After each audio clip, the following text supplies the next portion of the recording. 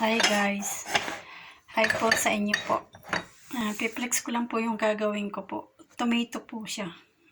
Ito po siya. Malinis na po yan. Hinugasan ko na po.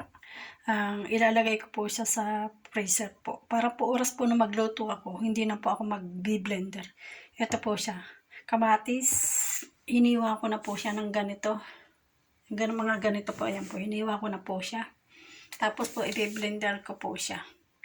Pagka-blender ko po, ilalagay ko po siya dito sa plastic. Ayan po siya.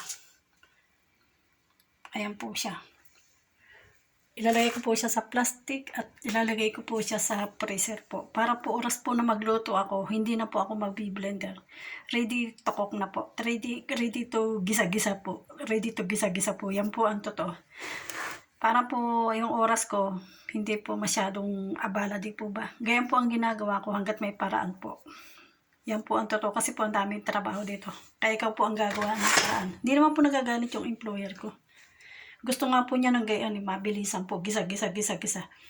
Salamat po and God bless po sa atin lahat.